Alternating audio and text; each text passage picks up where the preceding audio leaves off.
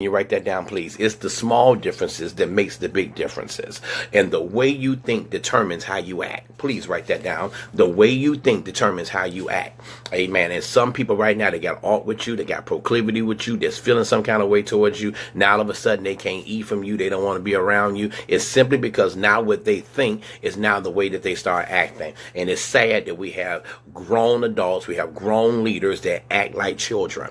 Amen. That don't know how to come to the table, know how to reconcile, know how to reason, but we're in the pulpit. We're the ones that's 5-star generals. We're the ones, and the people see what it is that we do. And hear me, you got to change your vocabulary. Yeah, you may want to get them, but you're going to have to know how to get them without trying to be ignorant in getting them. So you just got to learn how to change your vocabulary. So failure isn't failure if you do better the next time, okay? Number 3.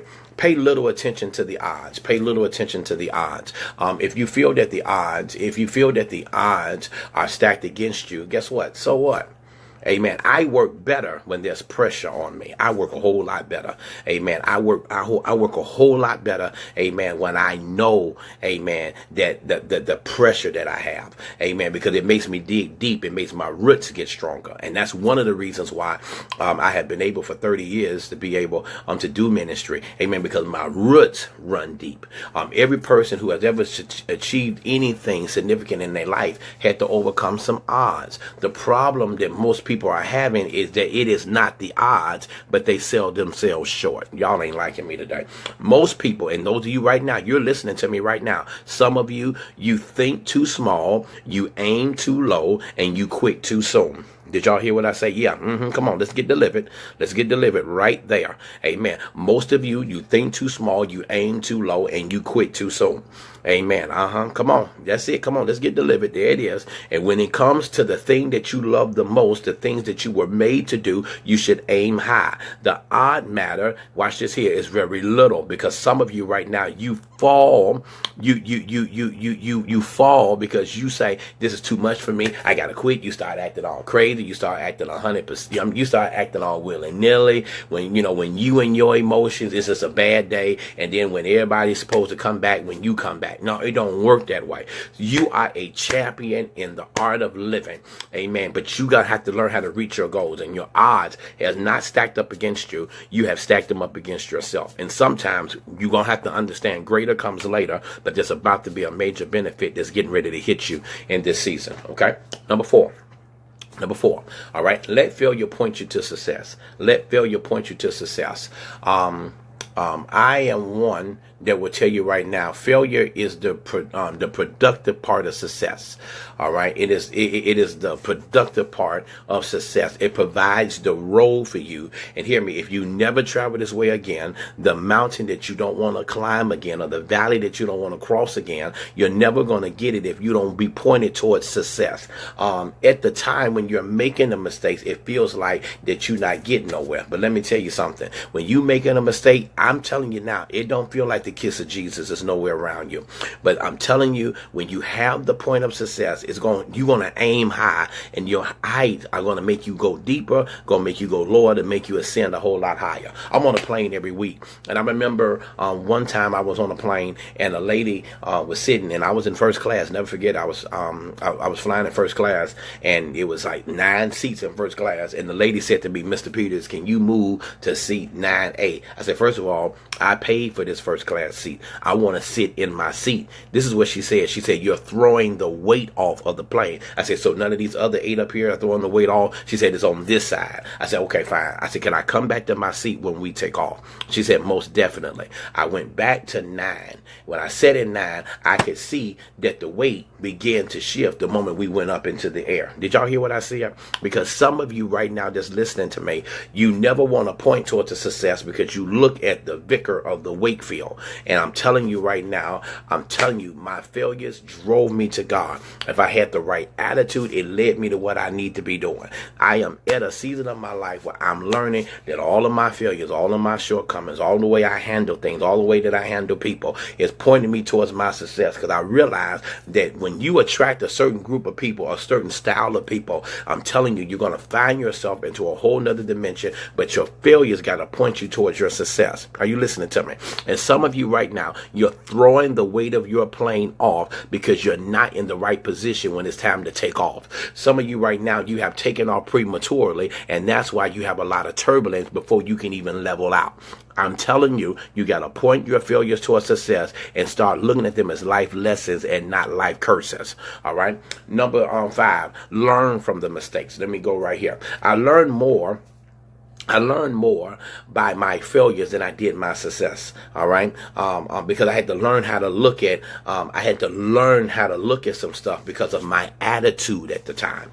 I don't make a whole lot of excuses, and I don't blame people. Hear me. I don't blame people when something go wrong. I've learned. That's why I like to handle business. That's why I like doing certain things myself, because see, I don't want to blame anybody. And some of you right now, you are being blamed for stuff that you didn't even do. You're being blamed for stuff that don't even look right. You're being blamed for some stuff because, hear me, the pressure's on you, so you're taking it out on other people. You got to be very careful of that, because sometimes you win and sometimes you learn. All right. And you're going to have to learn. You don't lose, you learn. Okay. You don't really lose, you actually learn. Okay. Let's go to the next one. Don't lose your perspective.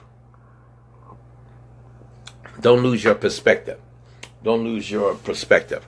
All right. Failure is just, I said this way, failure is just like success. It is a day-to-day process, not some place that you arrive in one day. I need you to write that down, please. Please write that down. Please write that down. Failure is just like success. It's a day-to-day process, not some place you arrive in one day. Failure is not a one-time event. It's how you deal with life along the way. Yeah, it's true. You're going to make some mistakes. You're going to make some mistakes. You cannot conclude, watch me, you cannot conclude that you're a failure until you breathe your last breath. Disagree, totally. I disagree 100%. I disagree with that. You're still in process, and you got time to turn some stuff around. So you got to do it. All right?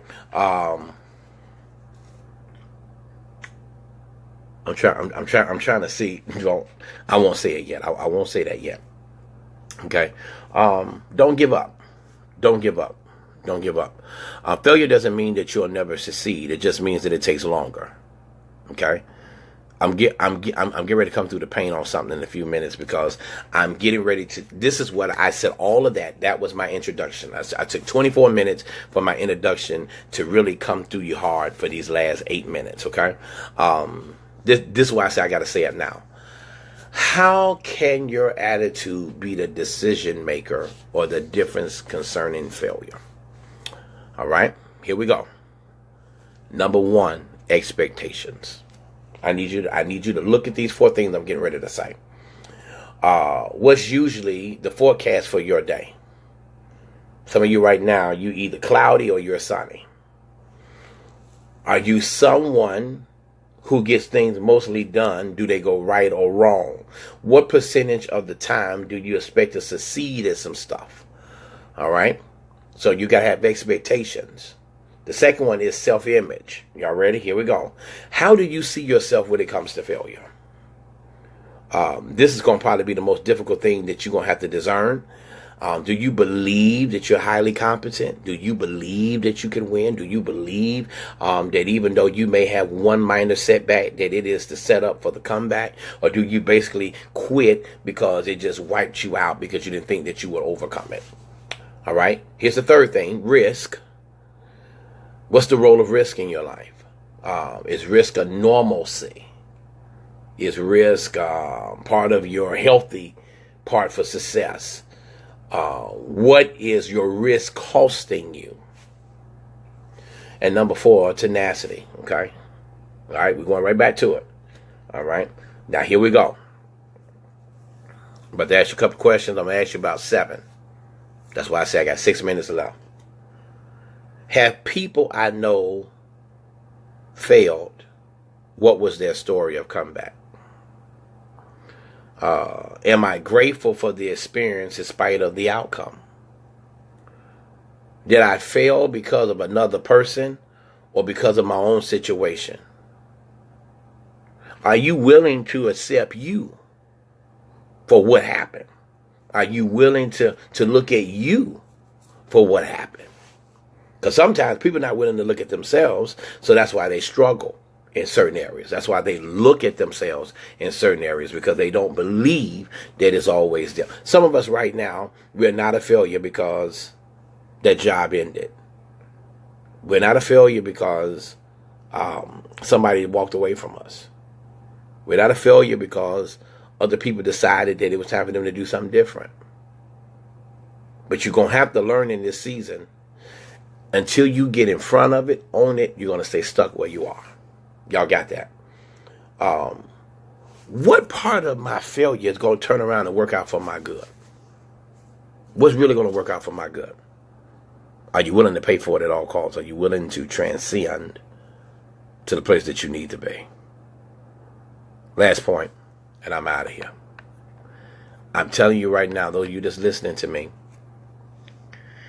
that failure is getting ready to be a growth spot for you. It's about to be a growth spot for you. I'll end here. Successful people understand the role failure plays in achievement. I'll end with a quote. I'm not actually discouraged because of every wrong attempt. I'm encouraged because I'm going to fall forward in this season. Achieving that goal is a good feeling, but to get there, I had to go through many failures. Some of you right now just watching me. You're watching me right now. I need to say this to you, and I pray that you hear my heart. Yeah, you've had a bad run of the mill. You're not in the season that you want to be in at this time. But here it is. You got to pick yourself up, and you got to continue. You got to pick yourself up, dust yourself off, say, hey, look here. I want to make this better. I want to make this right. I want to do this. I want to do that. And I got to do it. But I'm telling you, if you look at your failures and allow yourself to stay there, you'll die in it. Get yourself up and dust yourself off. I've had some major storms and proclivities in my life. And when I tell you, I had to get in front of it. I had to say, hey, look here. I did it. Because I'm going to tell you something. If you don't, they'll crucify you. See, I'm learning in this season, I'm going to crucify me. So my resurrection can be a lot better than my crucifixion. Your resurrection is going to be much more monumental than your crucifixion. Did y'all hear what I just said? Get ready. Pick yourself up. Get them boots to the ground. Deal with it. Get in front of it. And I'm telling you, no storm has ever lasted. The sun comes out. So, yep. If you really knew, one of my favorite songs is You Don't Know My Story or the Things That I've Been Through. And some of you right now, you don't really understand. You better know your story. Some of you right now, you can help every person, every single leader that's listening to me. If you sit down and just talk to your church about the failures that you had, I promise you, they'll come out. Because you're about to come out. There's about to be something. So never give up. Go ahead and make it happen. You can do it. I'm counting on you. I pray I wasn't too bad this morning. I pray I didn't make you too mad at me this morning. I pray that I helped you understand. Even in failure, you're getting ready to forecast your forward button. There's about to be a forecast from your failure. And instead of failing, you fail forward. See, when you fall backwards, that means you ain't getting up. But if I fail forward, it'll put me in a place where I can crawl. And some of you are getting ready to move to a greater place. I love y'all. I appreciate y'all. I pray that y'all will join me tomorrow. I've been praying about what I want to talk about tomorrow, and I've been asking God about what to talk about tomorrow. I may talk about fear tomorrow. I'm hearing fear in my spirit. I think I need to deal with this because some of you right now, when you're a failure, it's because of your fears. And I believe that we need to talk about that. So listen, I love y'all. I appreciate y'all. Have an amazing day. It's raining here where I am. Amen. But I'm believing God for supernatural increase, overflow, and success. And I want to make it happen. So listen, I want y'all to have a good time. Have a great day, okay? I love y'all. I appreciate y'all. Apostle Miles, I'll give you a call a little later today. I heard something. I want to just make sure that I put it in your spirit, so I'll let you know what God's getting ready to do. All right, I love y'all.